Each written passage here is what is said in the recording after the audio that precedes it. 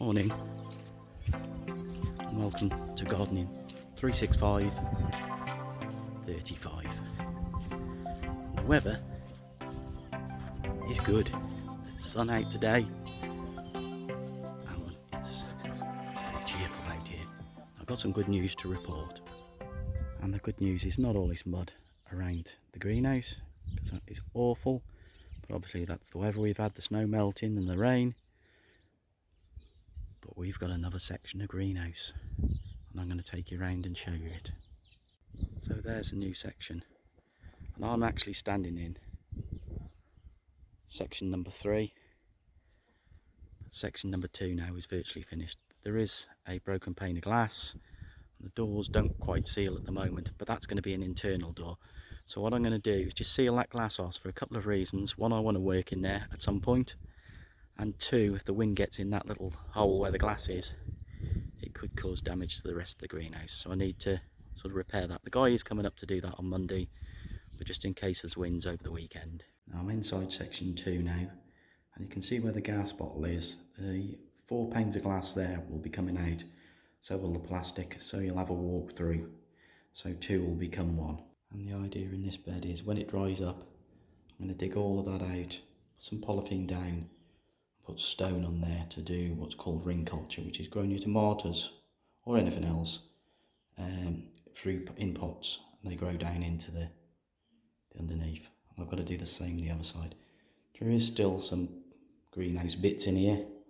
I'll get those out as well today and just tidy up a little bit. And I've just tidied it up, very temporary. It's being done on Monday. And also what I've done is just removed everything from inside.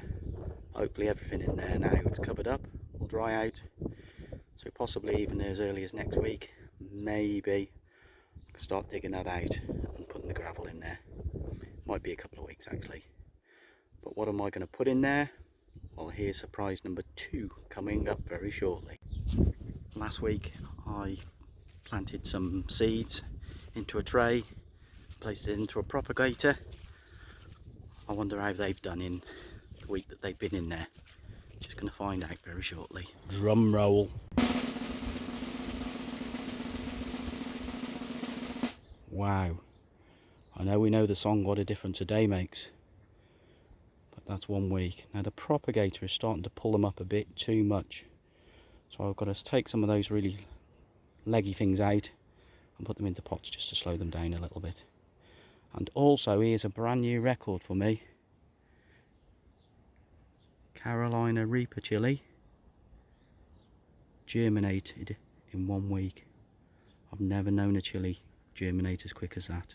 Now I know what a lot of you are probably thinking, they're far too young to transplant yet, and I would probably agree, but the propagators pulled them up that much.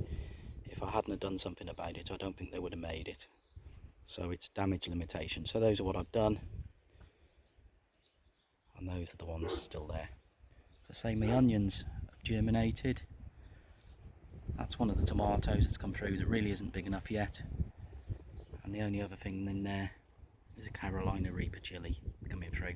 So I'll put those all back in the propagator. And hopefully this time next week I'll be putting the onions into bigger pots. And the very small ones have gone back in the propagator. I'm really expecting the onions to be, I don't know, a couple of inches tall next week. And the other ones that I've done, they're out of the propagator now because that's drawing them up far too much. We'll have a look at those next week. Hopefully they've just matured a little bit more by then. I'm not going to put any water in them just yet, but I think tomorrow, maybe Monday, they'll need a little bit of water. And it's feed day for everything else. So the amaryllis, the peace lily, the yucca and the bird of paradise, they're all going to get some feed. No feed for the ginger, they don't need it. I don't think anyway, unless somebody tells me different. And nothing for the turmeric. And no feed for these new ones just yet. Morning. Promise to keep you guys updated with the chitting on the potatoes. They don't move that quickly, but we've got a few little chits on them now, which is good. Now I've been saying for a while I've been going to lay these blocks. The main reason why I haven't, it's been sub-zero temperatures, and when you do that it's not going to do the mortar any good at all. Now don't get me wrong, it's still chilly out here today, but I don't think it's going to be freezing. So I think it's okay to lay those blocks. So that's my main job for the day, block laying. And for mortar, somewhere between 3 and 4 to 1. Okay, so I'm going to put some water on in a minute. I'm using rainwater, but tap water's fine. And then I'm going to put a little tiny spot of washing up liquid. And what that does, it just makes the block slide a little bit easier when they go in. Okay, so that's a dry mix. I'm going to put the rest of the contents in and give it a mix. Water's in and ready for a mix. That's it, the first 10 blocks are in. So I'm about halfway on the first level. So I'm just going to start the rest of this first level now. So I'm about a quarter away through the brick. Absolutely flat out. Cup of tea. Cheers.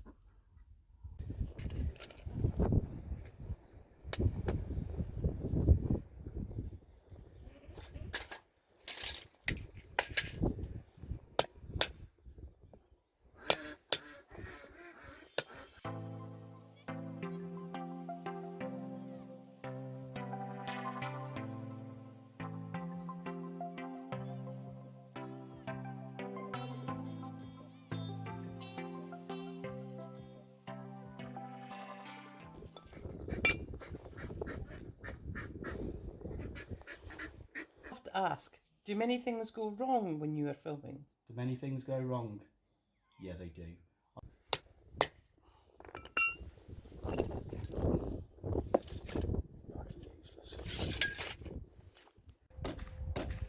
Well, that's pretty much it for today. The problem I've got now is every time I turn round, I'm bumping my bum into the wet wall, so I'm going to let it dry, and I've got about another 6 or 7 blocks to lay. Next weekend, just finishing that end off, and we're done. I've even thought about going one more layer higher than that as well, so I might get some more blocks and go another level, but really I need that to dry out now. I'm not a master block layer, okay, and I don't want it to fall down. And back to the greenhouse. The guy we've got that's doing this for us put a new pane of glass in there today. The door's now shut, and the biggest thing is 2 becomes 1. So if you look now, what's happened here is now we can now walk straight through. So I'm not sure how big the greenhouse is now, but I know when the last bit goes on it's 30 foot. And as I say, I'll be clearing this out very soon as that dries. And the same on the other side. You take that glass out. But really impressed with that, and believe it or not, that's some of the soil that I'm going to use for the new raised bed. So it all sort of works together. That's the idea of everything. That when we have got something that's excess, that mud, which we will call soil at some stage, that'll be used for the raised bed, as I say. That concludes this week's episode of Gardening 365. Join us next time, where I'll be finishing off the raised bed and hopefully start working inside the greenhouse. And also there'll be a plant update as well with the little plants that I've been growing in the propagator, and hopefully some more exciting stuff. Keep inviting your friends to Facebook. Have a look at our YouTube channel, some absolutely great videos on there, and if you like what you see, please subscribe, and see you next time. Bye.